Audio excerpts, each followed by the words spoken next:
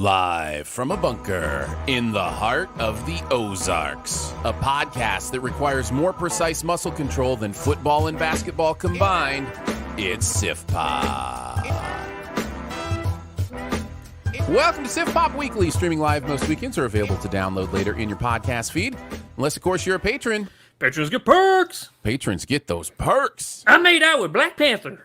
I'm your host, Aaron Dicer, and he has a private sort of greatness, but he keeps it to himself. It's Andrew Ormsby, ladies and gentlemen. Ahoy! Each week we'll chat about movies, television, whatever else from the pop culture universe is on our minds. And please welcome our guest this week, friend of the show. It's Jonathan Paula. Good afternoon, gentlemen. It's great to see be back. Your beautiful face. Thank you. Thank you for saying so. That's very kind, and I don't quite believe you, but I appreciate it. What is there not to believe? The beautiful part. Well, you know. My wife thinks so, and that's all that counts. Well, and I make two. You know, Yeah. it's like Trial of the Chicago Second, and then And let me be the second. Let me be the second. We're excited because we're going to talk a little bit about a movie that just came out, as well as a classic. So we're kind of going old and new this week. We're going to talk Citizen Kane in anticipation of Mank, that is coming out here in a couple weeks. Actually, technically already in theaters this week. I don't know if you remember movie theaters, but apparently good luck. showing. Good luck finding a theater that's actually playing it in your neighborhood. Right? Yeah.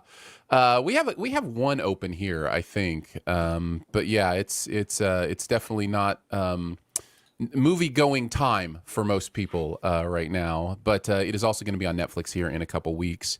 And then speaking of Netflix, we have got Holidate, I'm going to call it a Christmas movie, but it's kind of just a holiday movie, as you would guess from the title. Yeah, so it's as much a 4th of July movie as it is a Christmas movie, and that's saying a lot or nothing at all. I don't.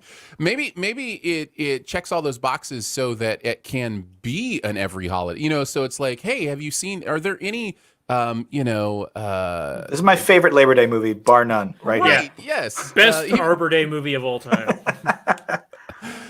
Yes. So yeah, we're going to check both of those out. We've also got a best ever challenge that we're going to do. Before we get to any of that, though, Jonathan, how are you doing, man? How has life been? Like, you know, I know there's obviously 2020 for everybody. It's been an absolute mess. Right. Yes. So, but yeah, kind of check us in on life for Jonathan. Like, how you doing, man?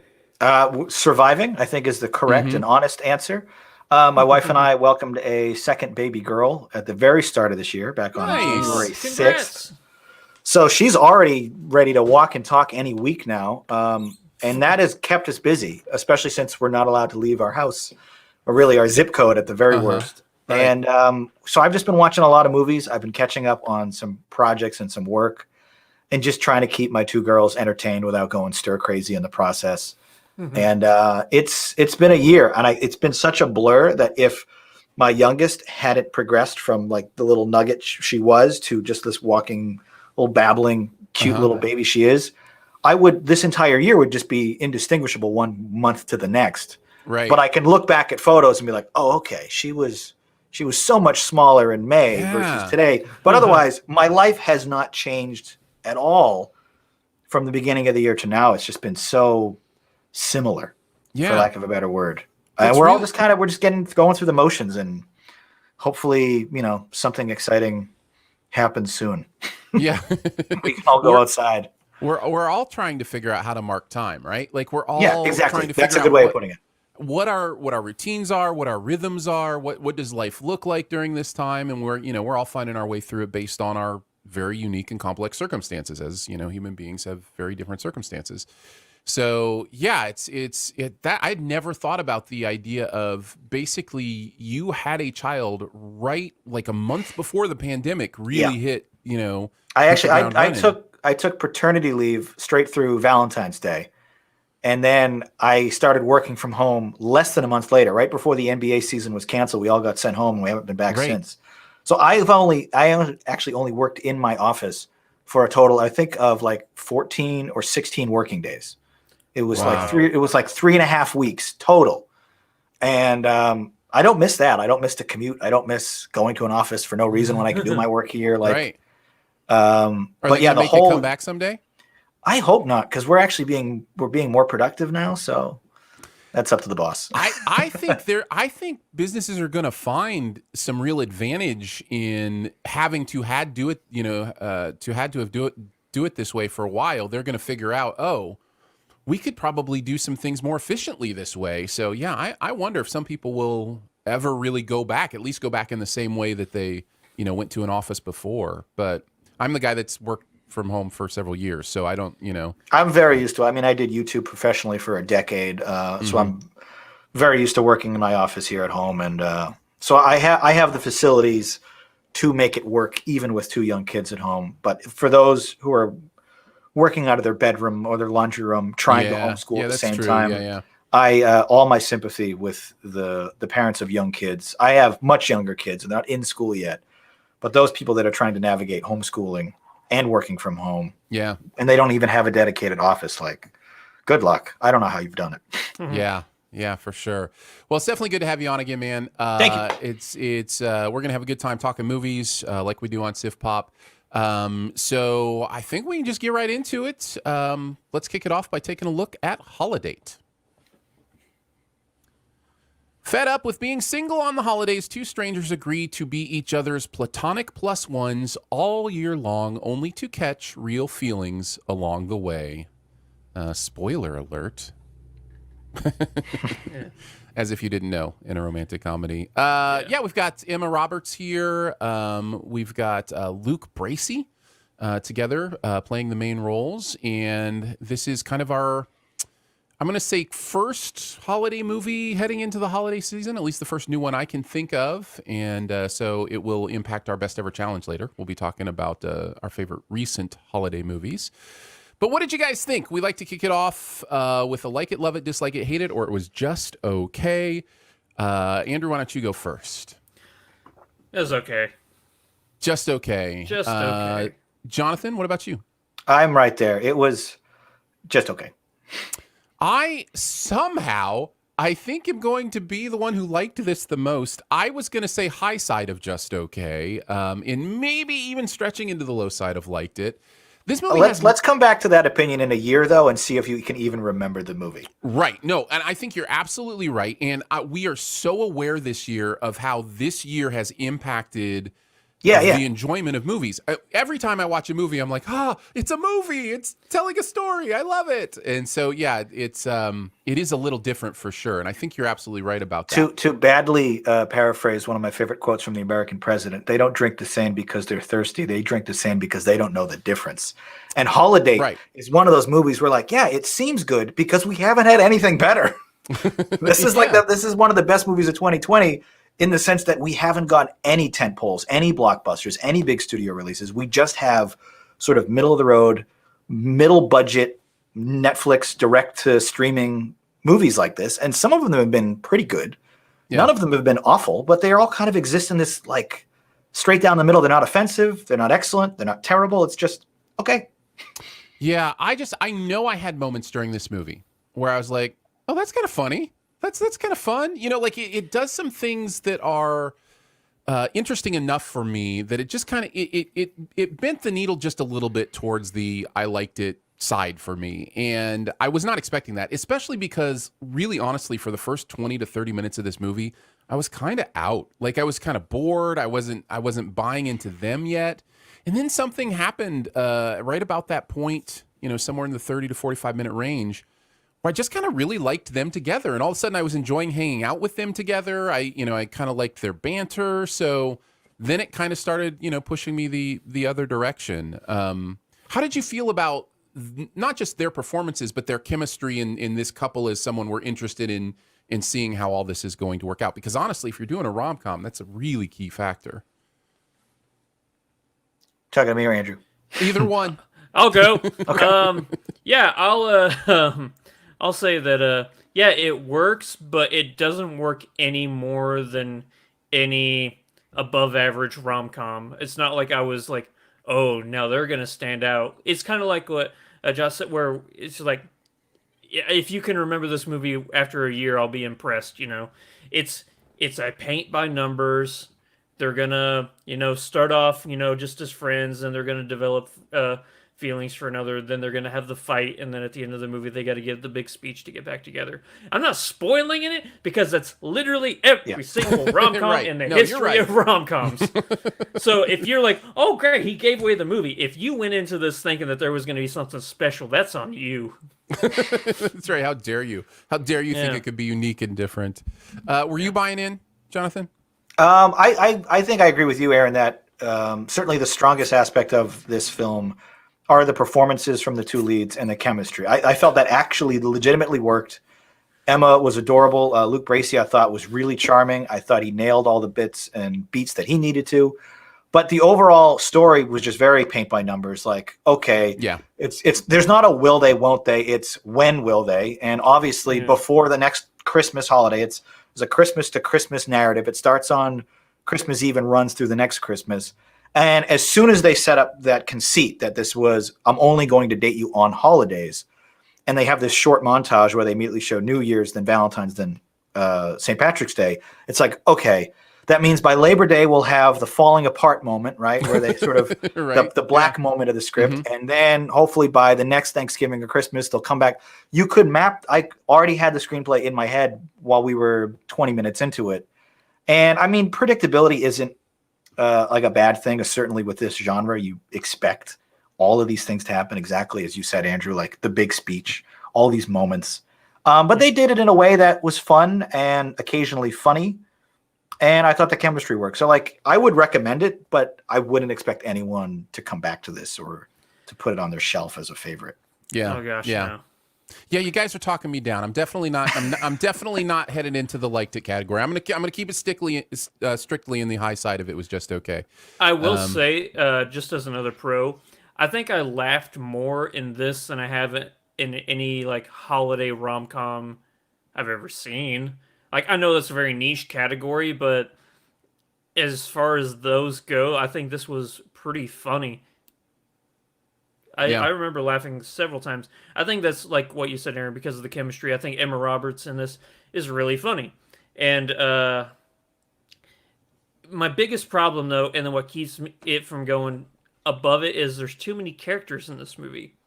Definitely had a lot of supporting players. Yeah. And there's a side plot with Christian Chenoweth, the Broadway star, who falls in love with like a younger character, and that just felt really forced and unbelievable, and just it felt entirely like we need to make fun of this funny concept. What if this older lady liked a younger man? Hilarious.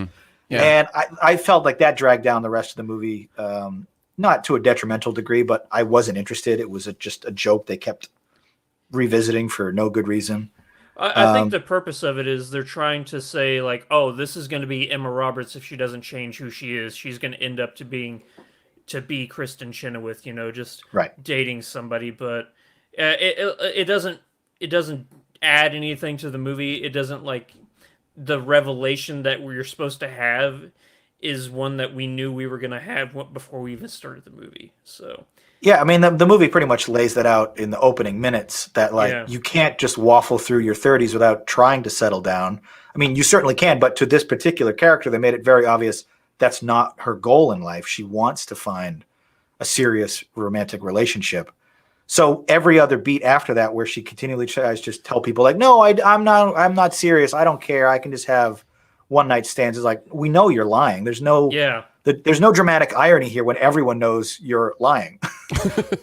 And so, yeah, I think the conflict here is manufactured and very sort of superficial, but it goes through the motions well enough that I didn't get too bored. I don't think I looked at my phone all that much, and I enjoyed it. There was one B plot that I actually kind of enjoyed, but it's a very small one. But I really like Jessica Capshaw, I think, and Alex Moffat. Is that the sister? Yeah, the married sister. With the four. Did you say 4 kids? Is that what they said? I think 4. I can't imagine somebody having 4 children. Wow, why would you ever do that to yourself? I just can't imagine. But I mean, that's just masochistic at that point. There was something interesting and funny about her experience of that married a long time, having kids relationship. There was, I don't know, there was something there that was of the B plots, at least a little bit funny and interesting to me. But I totally agree. I thought the Kristen Chenoweth side plot was a miss, for the most part, and even the brother, right? Jake Manley. I thought that was a little bit of a miss as well. So, but yeah. Yeah, overall, it just keeps you interested enough and laughing enough to kind of go along with it. I did wonder how you guys felt about the very purposeful vulgarity of the movie. The movie is very much the very first word of the film is an F-bomb. Right. And my first thought was going into this, like, this is going to be a cutesy, romantic holiday film on Netflix. This is not a Hallmark movie. This is absolutely very. I don't know if it's raunchy, but it's very adult. Definitely some crude humor. And there's some blood, for lack of a more spoilery sort of description. Sure, yeah. And I kind of enjoyed that because I was expecting something cutesy, and it was a little bit more mature than that, which I appreciaed. Yeah, what did you think, Andrew? How did that impact you as far as the because it's definitely making a point to say, like, you can tell it's a very purposeful decision on their part to be like, oh no, we're going to be your mama's holiday movie, right? Yeah, exactly. That kind of thing. Yeah, I honestly had no idea that's the kind of movie I was watching. And honestly, that might be one of the reasons why it's up there for me and like a closer to a like it, because I'm like, oh, it's not, I'm just not going to be asleep during this. There's actually going to be moments where if I pay attention, I'm going to laugh, But it's still, there's too much paint by numbers for me to care enough about this movie, because I've seen 1,000 of these movies before. I think I felt that even the vulgarity was a little paint by numbers. Like I felt like even the way this movie decided to push the boundaries or whatever, it didn't feel especially fresh to me. It just felt like, hey, we're going to be this kind of movie, so we can do this. It was kind of shades of when X-Men went rated R there for a second, or wanted to push the. I was going to say this reminded me a bit of Bad Moms. Yeah, I think that's a fair example as well. Which was like a pretty okay movie that sort of traded on the laurels of, like, what if stay-at-home moms were swearing? Like, that's the Can you imagine? Can you imagine, right? And that was sort of like a 30-something woman who's dating also can swear and like say vulgar things, and just okay. Yeah. Clutch my pearls.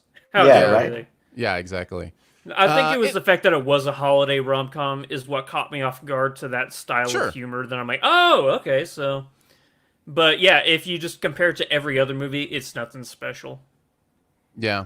I think that's kind of where we're all landing. I think if you've already got Netflix, it's there for you. So as far as like a recommendation, if you want to laugh every once in a while and see these characters who you might. I think it's a good date movie. My wife enjoyed it about the same as I did. I think it's not going to offend anybody, and it's a good just throw it on before you go to sleep kind of a film. Yeah, I think so. Andrew, would you agree?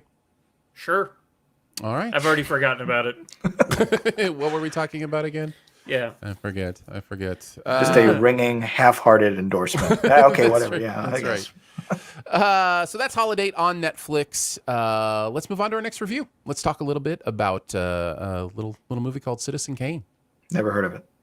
When a reporter is assigned to decipher newspaper magnates Charles Foster Kane's dying words, his investigation gradually reveals the fascinating portrait of a complex man who rose from obscurity to staggering heights.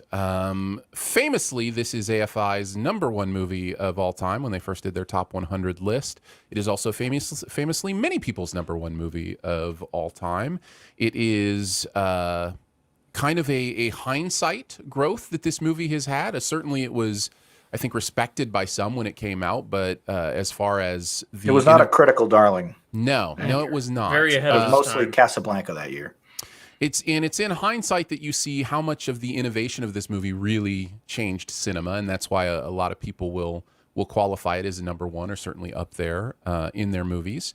Before we get to the liked it, loved it, disliked it, hated it, or it was just okay, let me ask when the first time you saw Citizen Kane was. Jonathan, why don't you go first? When was the first time you remember watching this movie? I first saw Citizen Kane in high school as part of my media literacy class. The same guy who taught me how to use a video camera and edit video got me into video production. I think my junior year of high school, he started the first year. He's been doing it now for almost 20. Media literacy, where we looked at old classics, took a critical look at news and the way it portrays things in the media. The kind of thing that in 2003, 2004 was sort of very front of the line. These days, I think everybody deserves that kind of education. And I remember sort of watching it as homework more than anything. It was like, okay, this is an old movie. I know it's supposed to be important. And I know I'm supposed to respect it and admire it for this, this, and this.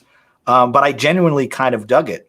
And revisiting it as an adult 15 years later, I think it definitely holds up. And I guess we'll get to our proper opinion in a minute. Yeah. But yeah, for me, a while, I was probably 16 or so when I first saw it. Andrew, when's the first time you remember seeing Citizen Kane? Same. I was in high school. It was part of my film history class. There you go. And I just remember watching it going, okay, yeah, this is a pretty good movie. I think even then, even though I was in high school, I didn't understand the everything that this movie was doing and how I should have appreciated it, even at the time. Now, granted, upon multiple viewings of this movie, I have, taken or seen things that are like, oh, okay, it's interesting they did that. Even this most recent time, maybe I'm still picking up on things. Maybe this is just one of those movies, no matter how many times you see it, you're going to find something new to appreciate about it. But yeah, it's I think so. You were in high school? Yeah, I was in high school. I think back then I was like, yeah, it's a fun movie, but come on, let's go watch Black Hawk Down. That's coming out soon. Right. Or Ocean's 11, Yeah. Or Zoolander. I don't want to Karen, what about you? I was much older, and it's one of the reasons I asked the question. I don't remember watching this movie until after AFI released their list, and it was then that I was like, you know what? If I'm going to call myself a movie lover of any kind, I really have to check this one off. Like they've released the list twice, in '97 and then 2007, and I believe it was number one on both iterations. Correct. Right? Did you watch it then in '97 or 2007? No, it would have been after the '97 list, like a few years. It wasn't like I saw that list and was immediately running to check them off. Sure. But probably in the early 2000s. So I would have been in my later 20s probably when I saw this for the first time. And it was really eye-opening, and I was really glad, that I saw it. So, but coming to it later, I've had mixed experiences with coming to classic movies later. We talked a little bit about that in the members-only pre-show, talking about like Lawrence of Arabia or some of those classic movies, and even this last year when we've done some of our List of Shame episodes, Andrew, I come to Full Metal Jacket, so many years later, and I just go, I don't quite see the same thing everybody sees in hindsight with this movie. So I've had mixed experience with that, but not with this movie. Citizen Kane, blew me away right from the beginning.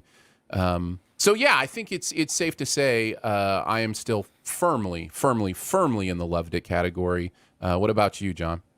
High side of loved it. This is an absolute masterpiece, front to bottom, start to finish. There are very few flaws I find anywhere in this picture. Personally, it's not probably in my top 10 because I prefer movies that are maybe more rewatchable, more action, adventure kind of spectacle. But just from like an objective film criticism standpoint, like there is absolutely nothing wrong with Citizen Kane. I love it. Yeah. Where do you land, Andrew? I'm lower than you guys, but not by much. I'm in the really liked it.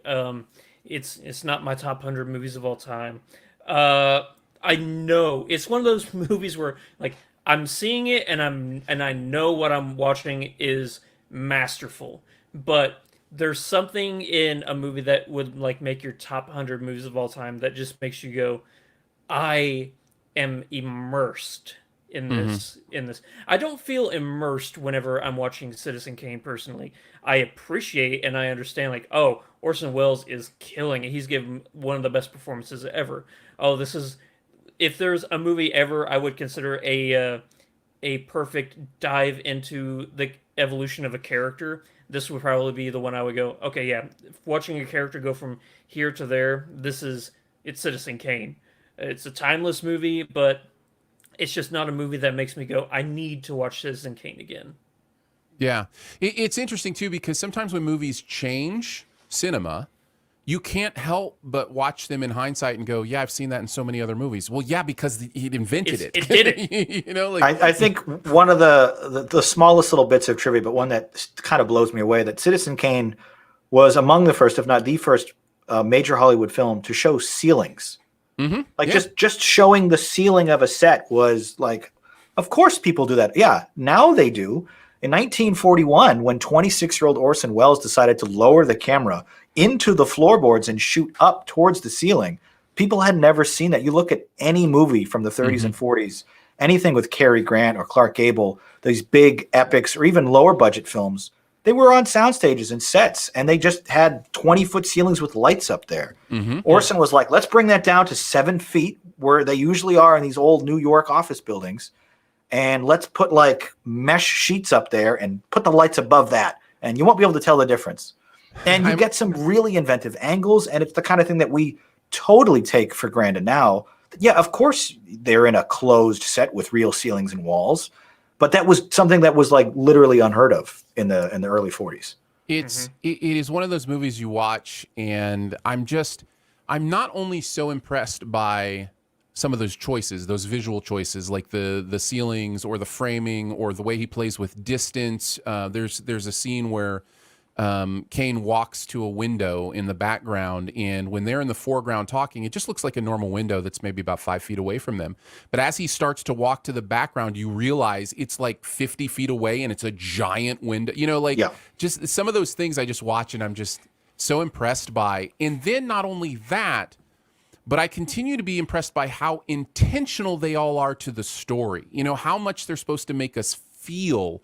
Even looking up at the ceiling is supposed to make us feel like this man is towering over us, you know, like this, you know, that there's a presence to this human being. And just that those kind of intentional visual storytelling choices, they just weren't as big of a part of movie making then. There was some of that. Certainly Hitchcock was doing some of that, and many others were as well. But it just, you know, he found a way to just really explore that in just some really interesting ways. So I continue to be struck every time I see it. In terms from cinematography, every frame of this is gorgeous. He plays with shadows and lighting really well.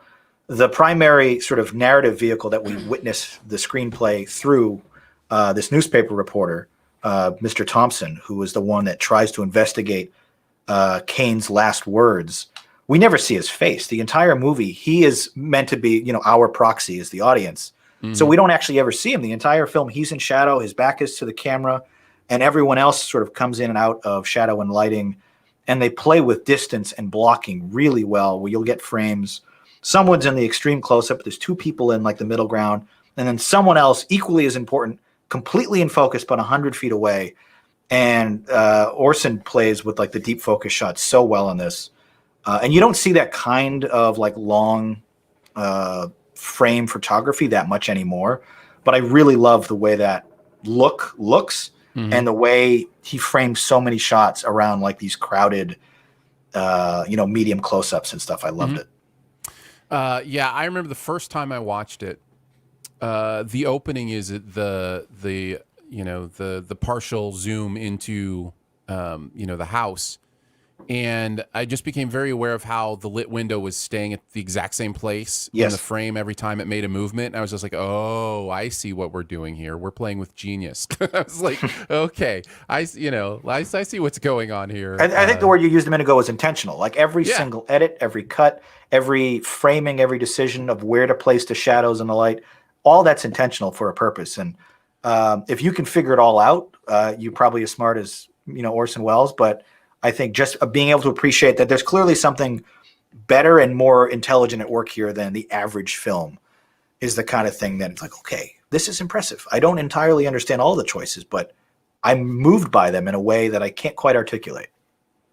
So we can transition from kind of the, you know, the technical movie nerddom kind of, you know, look into this movie to the actual story, because that is valuable to explore as well, because a movie can both be innovative and also not tell a great story, or it can do both. And I do think this movie does both. But yeah, what are some of your observations just on the actual, the plot, the acting, how does this story hit you watching it again? That's the latest time. Andrew, why don't you start? This is why this movie is not in the loved category for me, is because I don't think that the story in this is one that is worth revisiting. It's a story. I don't want to say it's a storyless movie, but like I said earlier on, it's an evolution of character. So we're watching a man transcend, from rags to riches to almost a deity in his, or in his profession, and how that, with that great power, can lead to madness and stuff like that. So watching his mental faculties, crumble under the weight of his brilliance, even, you could say. So whenever you say, what do I think of the story? I'm like, the story is watch this man live his life. And there's not much to expect, or you're just along for the ride, really. Yeah. Yeah. Jonathan, any thoughts? Of the, I think, 9 Oscars it was nominated for, original screenplay was the only one that it actually took home. And I think rightly so. There's a reason why we're getting this Mankiewicz movie in a couple weeks on Netflix.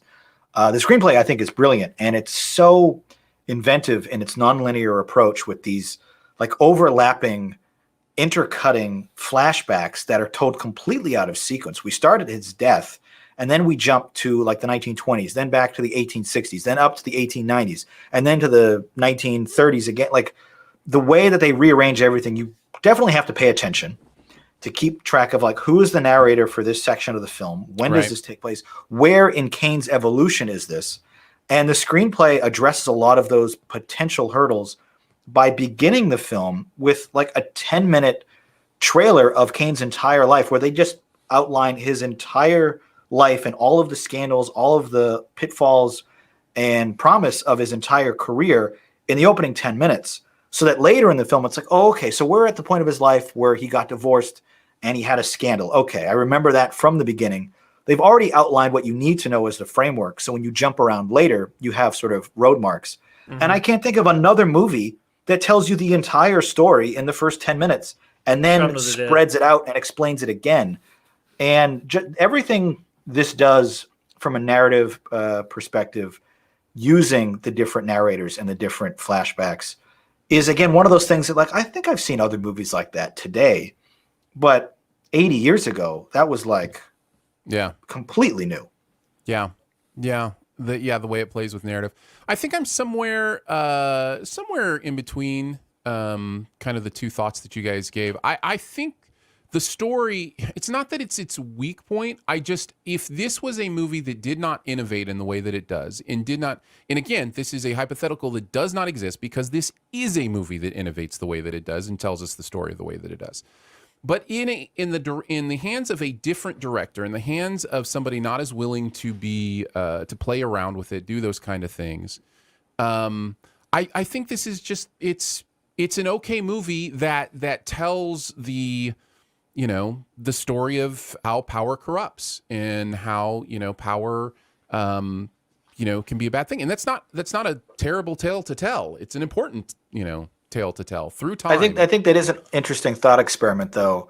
That what if the narrative of Citizen Kane is sequenced completely linearly? It started, as his boyhood house, sledding out back, and his parents give him up to the bank or whatever.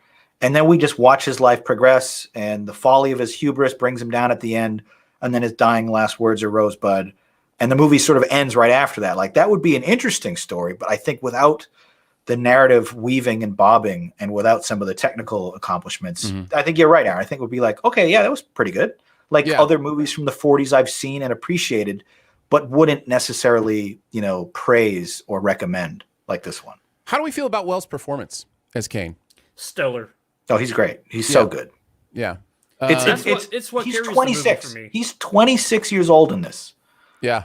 Like, I can't imagine accomplishing anything to this degree when I was that age, let alone playing himself at every age from 26 to 70 or whatever.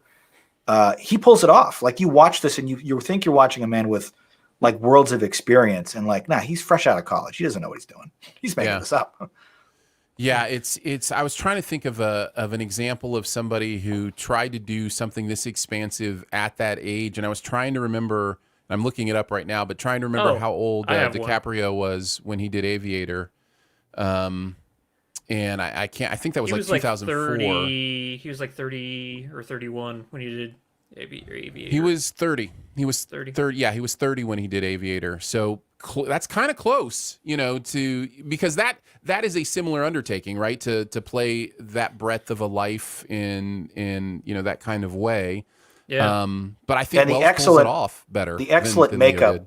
The excellent makeup, I think, definitely sells a lot of this. Yeah. Because and never once in the film do you think he looks like old Biff from Back to the Future. He never looks like they just caked on some stuff. Right. Yeah. And maybe a lot of that is the lighting, and the black and white photography hides a lot of those blemishes. But Wells legitimately looks like he's sort of a portly, middle-aged 50s balding man for most of this film, and you buy it. Even though, he's like a fresh-faced 20-something kid with a full head of hair. And they do so well at making him look the part that I think his performance sort of seals the deal on it. Yeah. I mean, we still do have, wunderkind, directors that kind of show the old guys how it's done. Actually, that leads me into a question I have for you guys. Actually, two questions. The first question is, will we ever get another Citizen Kane? Like a movie that we would define as the greatest of all time? And has that movie already been directed? Yeah, I mean, the answer is yeah. Now, are you framing that from like an auteur perspective, like a one man, one vision? He just goes for the fences and he knocks it out of the park? Yeah. Or something like an Avengers Endgame that sort of redefines the entire zeitgeist of cinema from a sort of blockbuster apparatus? No, I think following the same, like I guess you could say, blueprint of what Citizen Kane did, like a one man like directs a tour de force movie that after many years people will go back and go, no, that's the greatest movie of all time.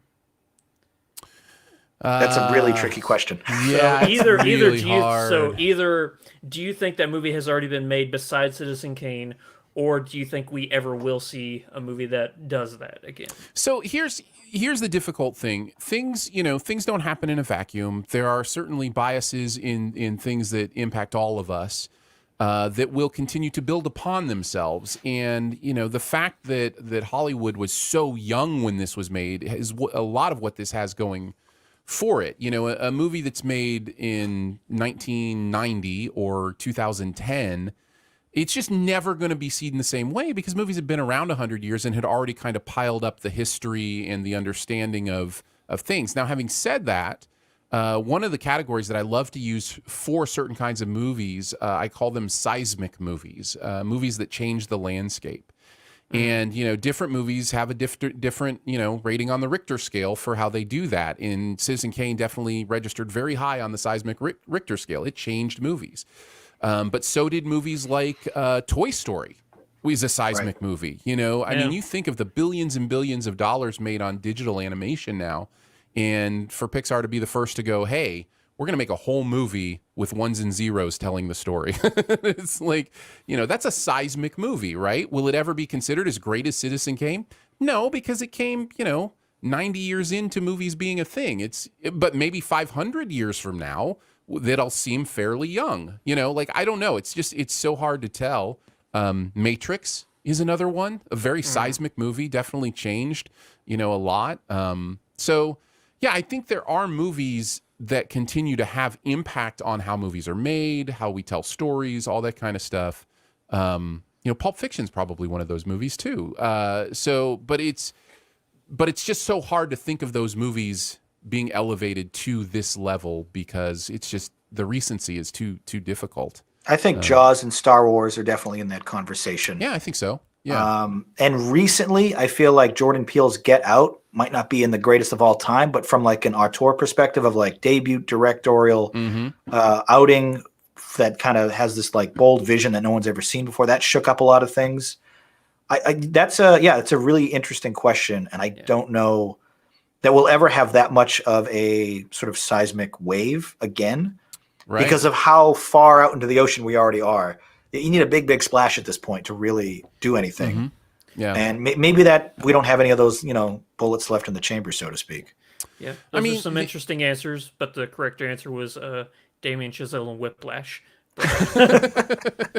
Honestly, Listen, I 100% believe that Whiplash will go down as the next Citizen Kane, because Damien Chazelle was 27, 28 when he did Whiplash. When he made it. I think he was 29 when it came out. But yeah, he was 27, I think, when he made it. But yeah. Yeah, no, I thought of it. I thought about mentioning Chazelle and Whiplash. It's just, again, it's so hard to have that perspective and really think 100 years from now, are people going to look back at Whiplash? Because it's not like Orson Welles had a crazy career after this either. Like, it's not like he had... No, I think his next film was The Magnificent Ambersons, and I don't know many people that have seen that outside of, film nerds like myself. Right. He didn't go on to become this, cult icon with huge, box office returns after this. Yeah. He wasn't a one-hit wonder, but... Yeah, Touch of Evil, and that's probably the other big one that people know him from. Sure. But I wanted to read a couple comments, and I'm not going to put them live on the screen because I think they would cover up Jonathan, and we want to make sure, Jonathan, we can see your face. But somebody said, I've actually never seen Citizen Kane. I've just never had the desire. Feels more like homework than actual entertaining movie watching to me.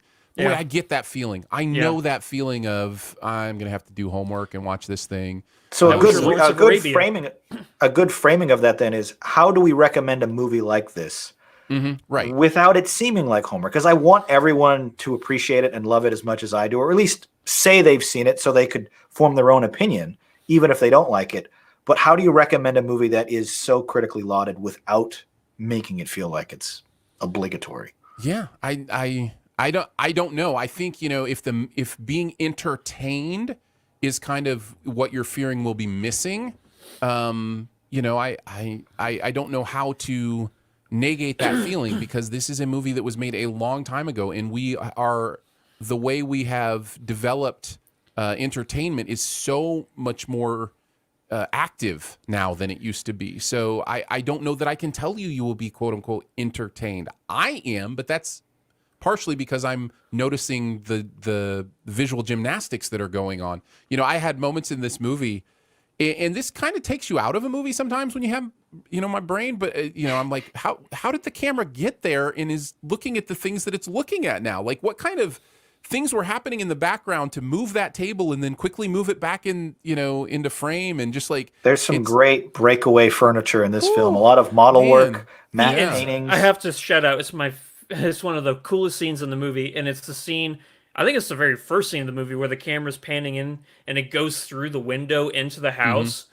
Yeah, that's never been done before. And maybe that is how you could recommend this movie to people. You could be like, okay, this movie that you love, this movie you love, this movie, and just list off all the movies a person would love. Tell them, those movies wouldn't exist if it weren't for the breakthroughs of Citizen Kane. And then maybe vicariously they can bring that excitement that they have and love for those other movies. And while they're watching it, they're like, oh, I see where this came in, or I see where this such and such movie got this from, and it can just... so their love could be, I guess you could say, I can see the evolution of this and understood, like, I understand why this movie did all these things, and because of that understanding, it brings a level of love and appreciation for it. But if you go into this movie just wanting to go, I need to see Citizen Kane just so I can say I've seen Citizen Kane, then it's homework. I would say a really helpful prerequisite for this is, if you're in the mood and you have the time, spend a week watching movies from the 1930s and early 1940s first, then put Citizen Kane on, and you'll be blown away by how more modern this feels. Citizen Kane looks and feels like a movie that came out a couple years ago.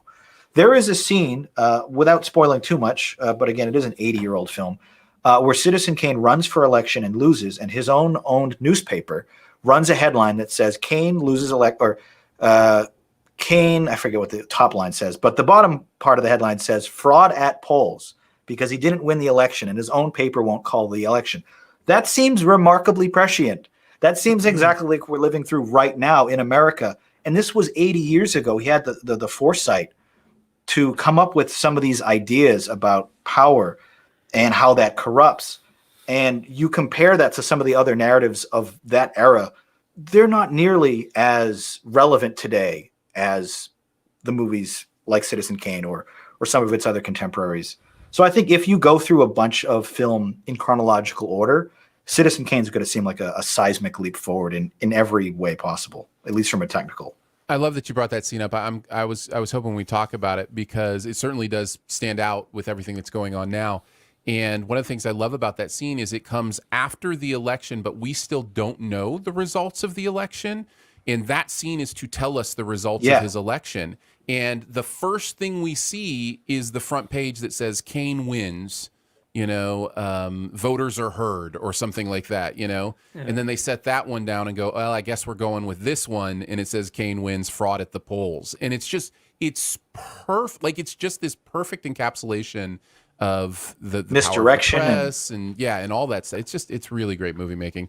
I think what I would say is understand the type of entertainment you're getting yourself into, and it's not the same as type of entertainment as Infinity War. No. It is very different, but you can still be entertained. Somebody else in the comments said, I've yet to see this mostly because the praise is so high, I'll overestimate it and be disappointed by it. I get that feeling too. I totally understand that, I call that prestige pressure. The idea of I have to love this thing because it has so much prestige to it. Can I just say, Aaron? I thought you meant that the movie had to be as good as the Christopher Nolan's The Prestige for you to love it. Yes, that's what I meant by yeah. It has to be as good as that. Aaron, can I just say, I love that you have cute little names for every little nuanced reaction or experience. I'm going to borrow some of these. They're great. And I think for me that prestige pressure definitely exists. When I first watched Lawrence of Arabia just earlier this summer, it was one of the highest rated movies on my list of shame. And I finally decided I'm going to block out 4 hours and I'm going to finally watch this. I had to get my mind into a mindset of, okay, I want to appreciate this. I want to really understand why it is so critically acclaimed. And I want to sort of allow myself to accept it for what it is without that pressure. And if you can kind of trick your brain into just allowing yourself to like it, regardless of whether or not it is good, right? Hopefully you can kind of go into a Citizen Kane experience without the pressure and just be wowed by, storytelling and technical accomplishments or just great makeup and acting. There's a lot of things in here I think even objectively you can't fault. Yeah, just let the movie do what it's going to do. And, worst case scenario, you lost a couple hours of your life. That's, percentage wise, hopefully that's not too much. I don't even think we need to go through the recommend part. Obviously, we all recommend this movie. But yeah, find your own way into it if you've never seen it. Find a way that you can be at peace with just watching it and letting it be whatever it is. And I think you'll come out the other side at least happy you marked it off the list, if nothing else. So there you go. That is our very timely review of Citizen Kane. Yeah, once you see it, you can log in and tell us all why we're wrong. That's 79 years late, guys, but we did it. We reviewed finally Citizen got around Kane. to Citizen Kane. We made it happen. This is what the social ION has been waiting for, is us three to sit down and tell them that, Citizen Kane is good. I think there's actually a footnote in the AFI list, like we're still awaiting the Sif Pop review, but we're pretty sure this is number one. I think I remember seeing that little asterisk. If we had put all of our weight behind Casablanca, would that have? I think so. Hollywood waits on pins and needles for the Sif Pop thoughts. So where do you think on the AFI list Holidate is going to land? Holidate? Oh, that's a great question. Low 90s at least. Low 90s? Yeah, I think so. Before we head into our best ever challenge, another thank you to our Sif Pop members. We could not do this without you. It is appreciated and humbling that you would throw a couple bucks our way every month. Really does mean the world to us, and helps us keep doing this. Helps us with the ability to get equipment to stream live now, the ability to pay for the monthly streaming fees, all that kind of stuff comes from our amazing Sif Pop members. If you enjoy the show and you kind of want to look at what some of the perks are, just go to the Patreon, patreon.com/Sif SiftPop, SIFTPOP, patreon.com/SiftPop. And thank you again for checking that out. All right, let's head on to our best ever challenge. This week, we are going to do best ever Christmas movies of the 2010s. Have there been good recent Christmas movies? And Jonathan very firmly saying no. This will be an interesting top five. And we will go from number 5 to number 1 and kind of go along the way. Now, Jonathan, you've been with us before on this. We do trump choices when we have them higher.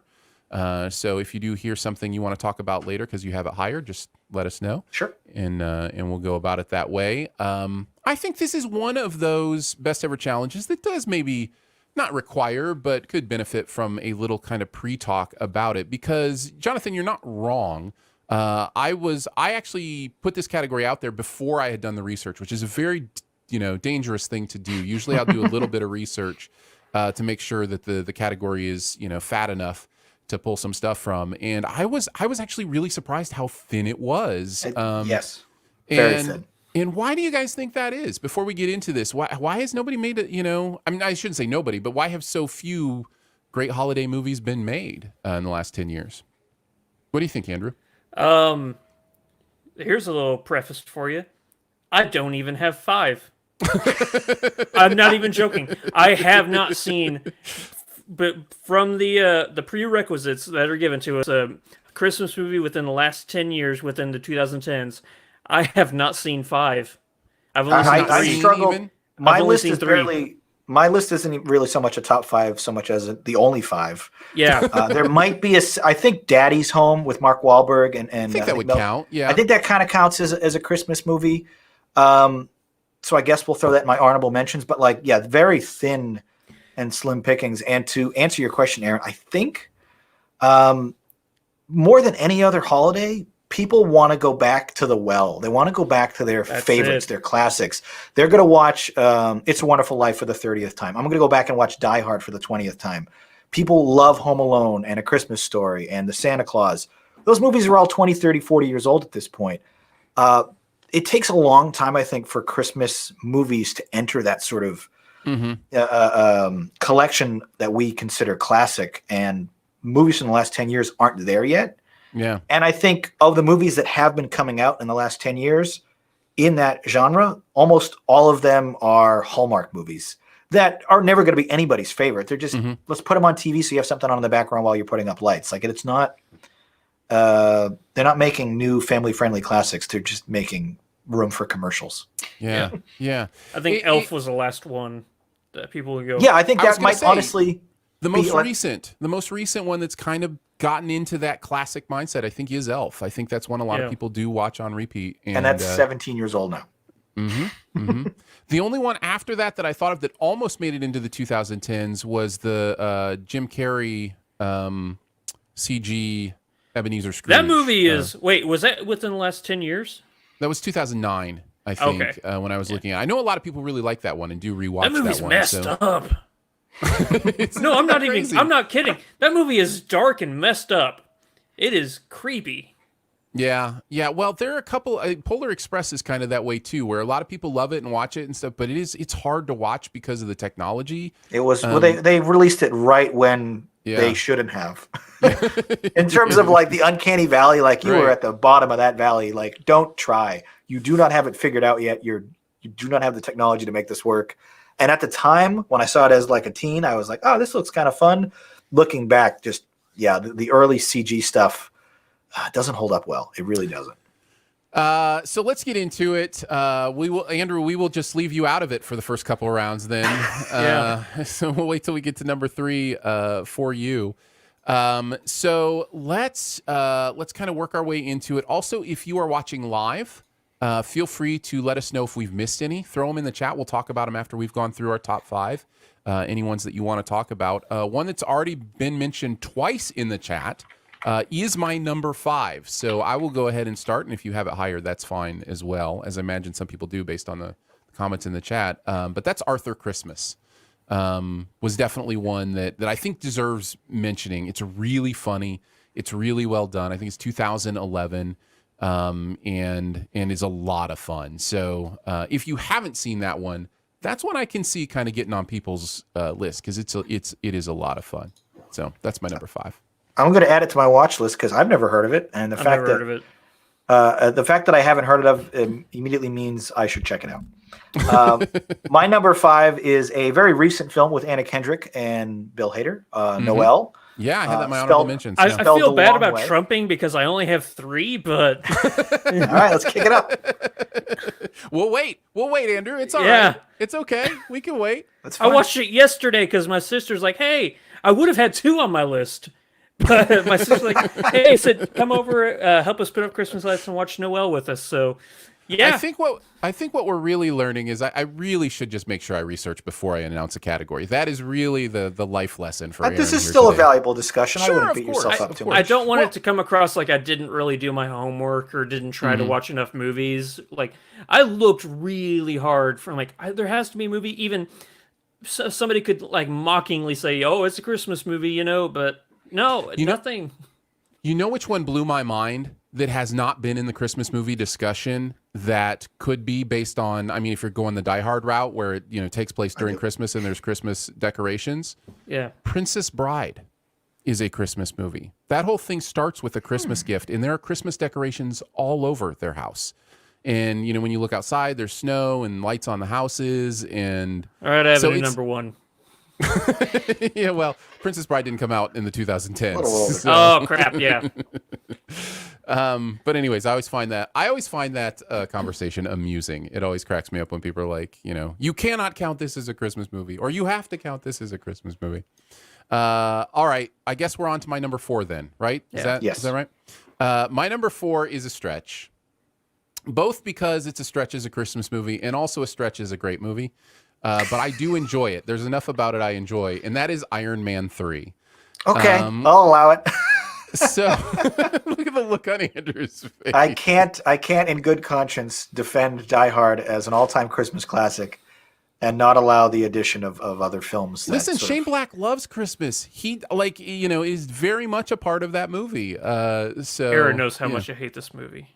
Yes, Andrew does not enjoy this I movie at all. hate Iron Man. I watched it opening night. I don't think I've seen it since, and I'm a huge Avengers guy.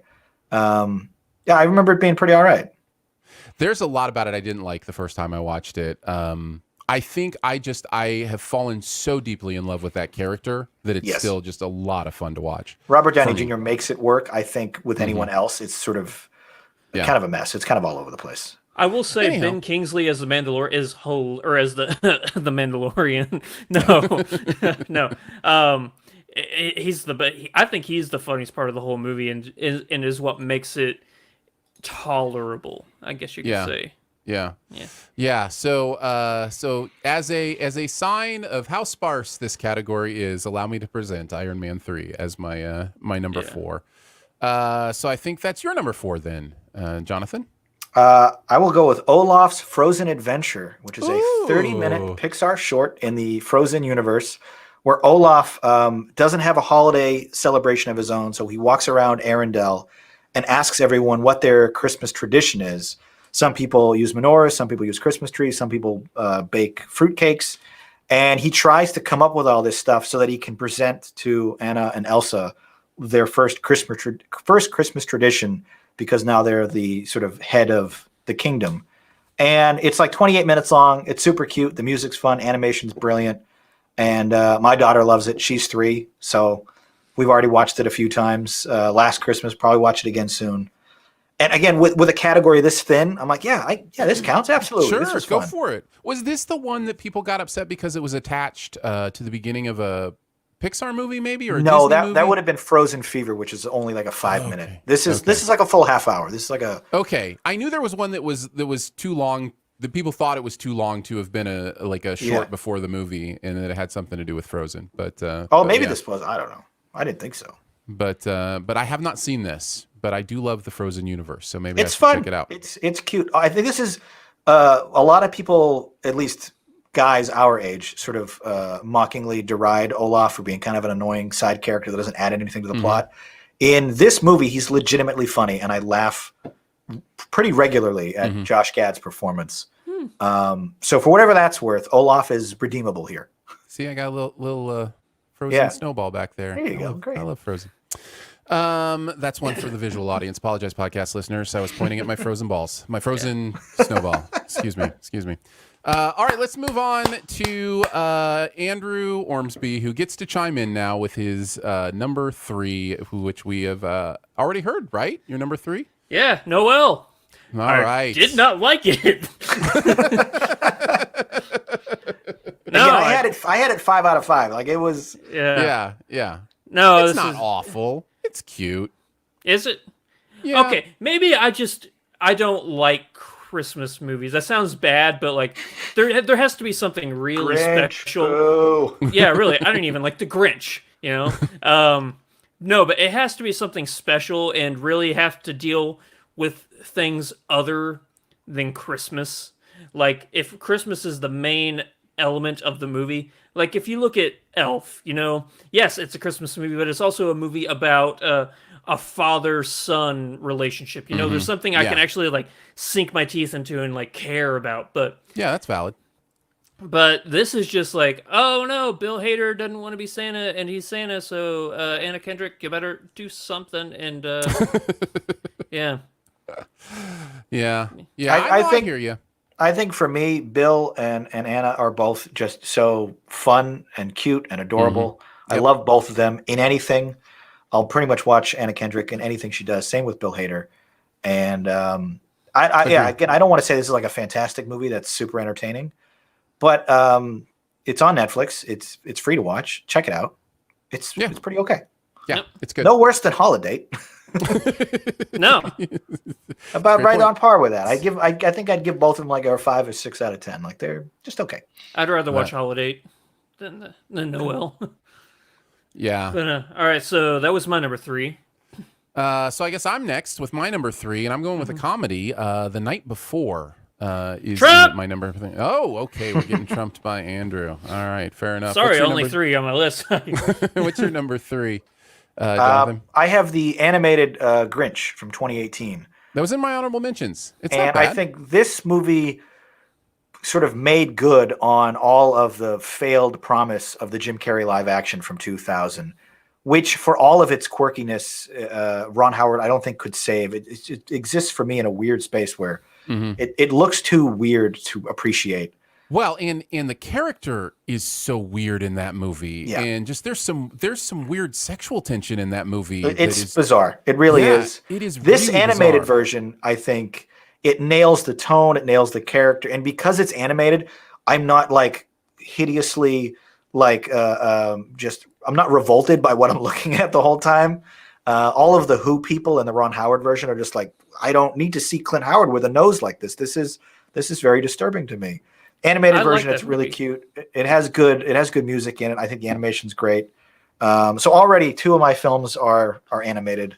Because if we're talking about Christmas films, I think inherently I want to be able to watch them with my family. And right now that skews very young. So I'm picking another sort of young kids film. No, I think it makes sense. On to our number 2s. What do you got, Andrew? Krampus. Really? To be fair, I've seen 3, Aaron. And I actually like Krampus. I think it was maybe it's just my whole down with the patriarchy of holiday cheer and goodness and good tidings to your fellow men. And I just want to see evil Santa kill people. So. Fair enough. But I think Krampus is a fun movie. So, okay. I remember enjoying it. I didn't know that was even this past decade. I thought that was like 2008 or 9. How old is it? I was like 2013 or 14. Something I have no concept of time. None of us do right now. None of us do. Gone. Yeah. I did not see it. I will admit I did not. Yeah, see you Krampus. Did I? Yeah. We reviewed it on the show. That shows you how much you know. Yeah, you and I went and saw it together. Well, then that'll tell you how I felt about it. It clearly left a lasting impact. No, actually, Aaron actually came out of the movie going, "Oh man, that was fun." And Aaron just looked at me and he shook his head. And that was the last he ever thought about it. You're not wrong. I have this thing where the negative things that happen in my life, I don't know if it's just part of my personality, the optimism or whatever, I genuinely forget negative things. Like they genuinely go away, and that includes movies. And You if probably live a much happier life than most people. I think I do. Yeah, seriously. But but sometimes A it lot of bites people you. pay good money for therapy that teaches them exactly that. So Yeah, Fair really. enough. I can only focus on the things that depress and frighten me. I will have conversations with my kids or my wife where they'll be like, "You don't remember this argument we had?" I was like, "No, because we had a resolution, and then I left all that behind me. Like I just, and my brain just doesn't hold on to it. So sorry, Krampus. I apologize. I forgot that I had experienced you. forgotten like a bad fight. Yes, exactly. All right, my number 2 then. My number 2 is The Man Who Invented Christmas. This is a solid pick. This almost made my I list. really like this movie. And it is, I think what I like about it is not just Dan Stevens, who I think is great, continues to do really a broad work. He's done a lot of different things. He was in The Guest, right? Was he? Stevens? Yeah, maybe. The I Visitor? first saw him on Downton Abbey. I know him from Beauty and the Beast. I don't. And then Beauty I and know the him from Beast, Legion. and then Legion, yeah. But yeah, he continues to show up He's great. in wild different places. And he's great here, as is the cast around him. But even more importantly than that, I learned a lot from this movie. I didn't know I had stuff to learn about Christmas. And this movie really kind of goes into how the idea of Christmas holiday and when we celebrate it is actually a fairly recent invention. And I did not realize that. And so, yeah, I found it educational. I found it interesting, and I found it entertaining. And, that's a triple threat that works for me. So if you haven't checked it out, I would highly recommend it. The Man Who Invented Christmas. Jonathan, what about your number 2? My number 2, this is one I think the first on my list I can really recommend and endorse. Right. Heretofore, they've been kind of like, whatever, I guess I have to pad out the list. Christmas Chronicles. It was a Netflix movie 2 years ago with Kurt Russell as sort of like a badass Santa Claus. He's sort of a little more like rough and tumble version. I think he rides a motorcycle at one point. Mm-hmm. There's definitely a scene where he Does he have his hateful eight beard? almost. I mean, it's Kurt Russell has one of the best heads of hair I think in Hollywood. The man looks fantastic. I think he's now in his mid-60s. And as Santa, there's something about the way he looks that's like, yes, I believe this. This is a real man who is Santa and clearly just gets down and dirty with everything he needs to do for that career, whatever you want to call it. And it has a mythos to it and a world building that I really appreciated. It reminded me a lot of the Santa Claus with Tim Allen, where it kind of creates this backstory to the character that's routed in realism and like science in a weird way, where they try to explain how things work. It's like, we don't need you to explain Santa. The whole thing is this great mythos and this legend, but they actually try to put, explanations to it in a way that was funny and entertaining. And I thought the movie was legitimately the first of the decade, I think, for me, that will be a classic 15, 20 years from now. Yeah. And they've already greenlit a sequel, so hopefully we get to, hear more about it. I've heard good things. I have not had a chance to check this one out, so I will definitely get it on my list for this holiday season, because I have heard good things about it. And it's good to hear a recommendation for it. So yeah, the Christmas Chronicles. You said it's on Netflix? I'm pretty sure, yeah. Okay, Christmas Chronicles. Nice. Time for our number 1s, which means that these movies should have all won Oscars. They should be considered amongst the best movies of all time. The best of the decade. That's right. These are number 1 movies right here. And Andrew, you're kicking us off with one I have at number 3, I think. Yep, The Night Before. It's a fun movie. It's not great. I do think that what saves this movie and what really makes it like up there for me is how funny Seth Rogen is in this, as well as Michael. What's his name now? The Night Before. Anthony Mackie's in this, right? Yeah, it's Anthony Mackie, Anthony and Seth Mackie, Rogen, Joseph Gordon-Levitt, Joseph Gordon-Levitt. Yeah. Michael Shannon as There the you go. drug dealer. Yeah. Was so funny. But no, the whole Seth Rogen, when he goes to the church and he's high and he's like tripping and stuff like that. Really, really funny stuff. I mean, that is top shelf humor right there. Yeah. Taking mushrooms and going to church. for Christmas mass. That's- You don't if- you don't get more high class than that. That is this movie, and yeah, I didn't love this movie, but I did actually really like it. It was a fun experience. I was entertained by it, and in a category this thin, yes, it makes our list. So There we go. There you go. That's my Oscar winner. Nice. My Oscar winner. I actually really love my number one. It is also on Klaus. Netflix, and it is Klaus. Yeah, I was blown away by this. I was not expecting this movie to be as good as it was. The voice work in it's great. I think J.K. Simmons is doing something a little bit different than I've heard him do with his performances and with his voice here, and it works really, really well. You've got people like Jason Schwartzman and Joan Cusack, Rashida Jones, Norm Macdonald is really funny in this movie. Not that that's a surprise that I think Norm's funny. I've thought Norm's funny for a long time, but it's kind of fun to hear him, pop up in a voiceover like this. So, and beyond all of that, beyond all of the entertainment and the fun and the funny, it is also a movie that it really understands what it's trying to say, how it's trying to say it, and hits the right spots. So, Klaus is my number one. Got a question for you. Is there a moment in the movie where people are ringing like jingle bells and J.K. Simmons goes, "Not my tempo"? Yes. If only. yes, there is. Of course, Good. there is. Same I'm pick sold. for me, Aaron. Nice. Klaus is also my number one. It was I'm just reading this. I'm just learning this. The first animated film from Netflix to even be nominated for an Academy Award. So to answer your earlier question, yes, this kind of counts. It's got some There you critical go. recognition. There you go. The animation is gorgeous. It's done in a really sort of like faux 3D style that I really enjoyed. It has a look like a cell shaded. There's a cell shading thing going on there. If you remember The Legend of Zelda: Wind Waker, it looks a bit like that, which is really cool. The voice work is great, and I think it has, unlike most of the other films on my list, at least, a real like message and spirit of Christmas about like giving and giving back. And it also is sort of an origin story to Santa Claus, which is really neat and fun for all ages. I think it's exactly the type of film that I will be watching with my family for years to come.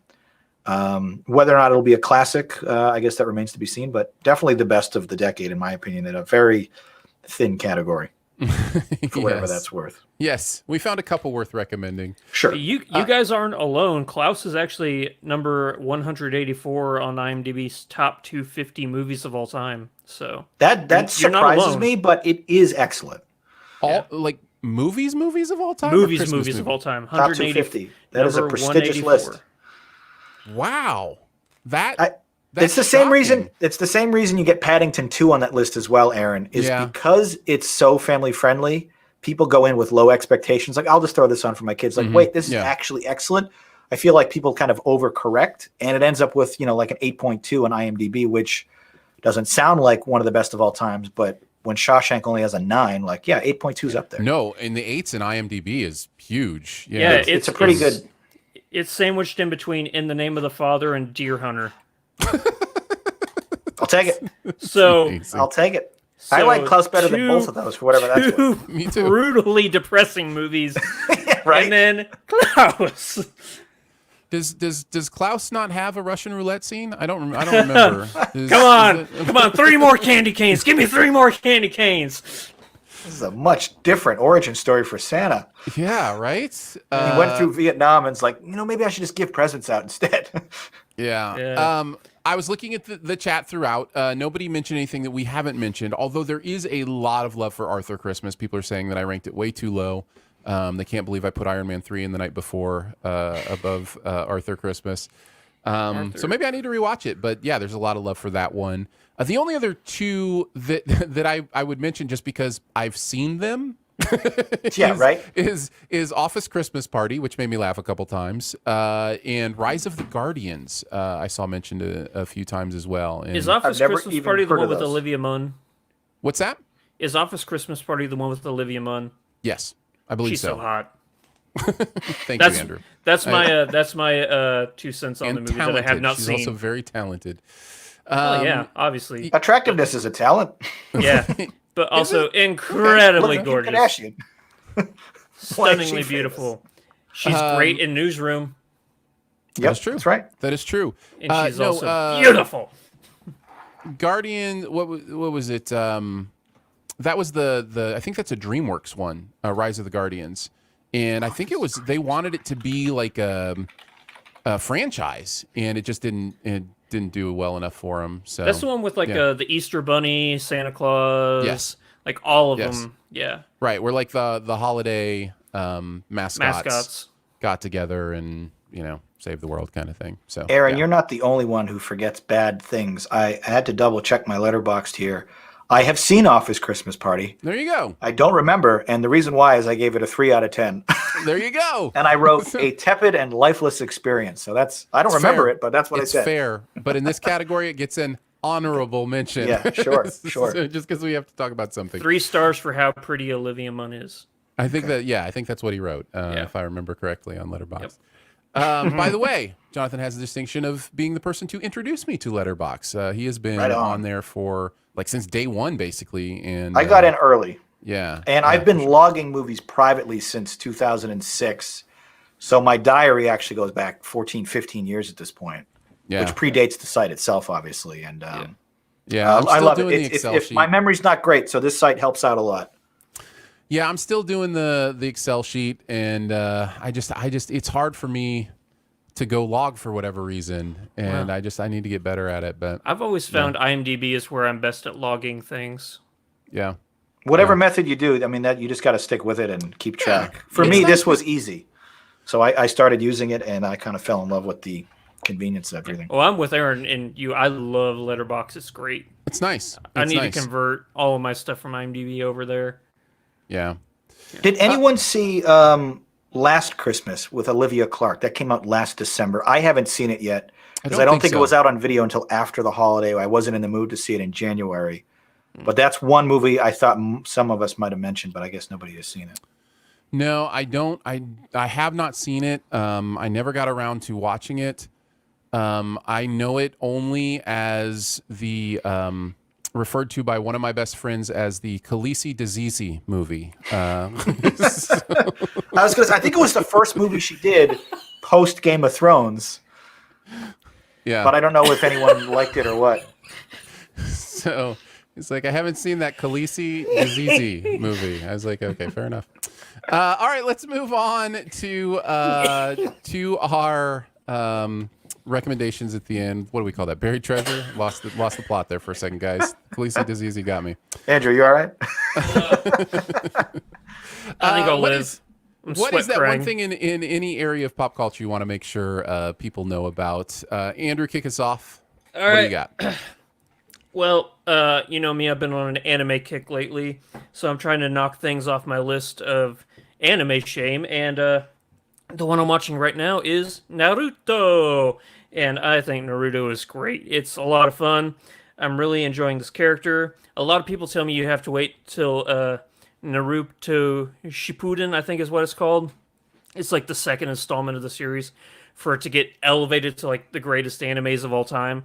But I'm having a lot of fun just with this original run right now. So, yeah, if you're a fan of anime, I think that people are right, and this is one you definitely need to check out if you want to call yourself an anime aficionado.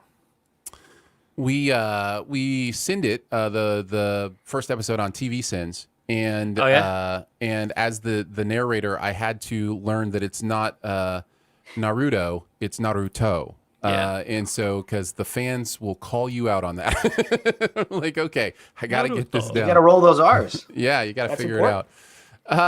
Very nice. I'm glad you're enjoying it. I'm not an anime person, so I was not like intrigued after I watched that first episode, but but I can see how the world building might be fun. Yeah, don't get me wrong. It's not like somebody asked me what's the first anime or what's the number one anime I would recommend.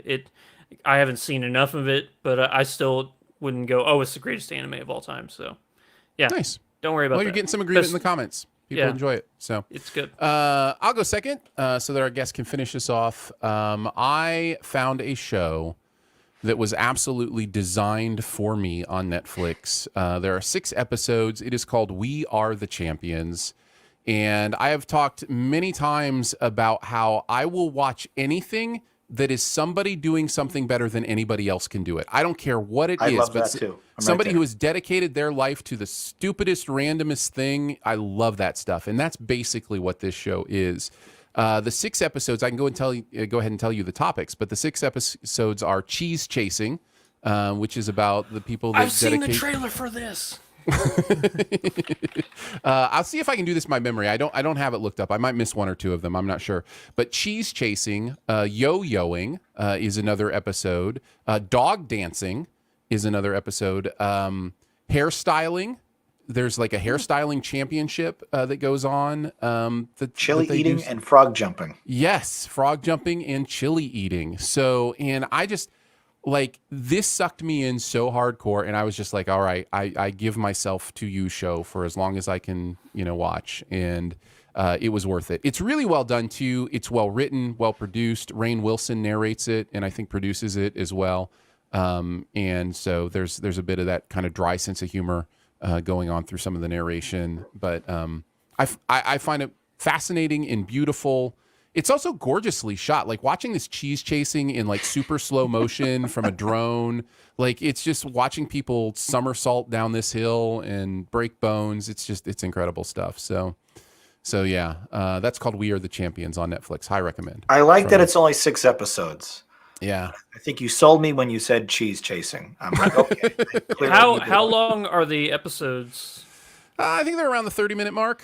Okay. Somewhere around there. Even better. I love it. Yeah. Man, I've seen clips of those people who like chase the wheel down the hill, and they just face plant hard.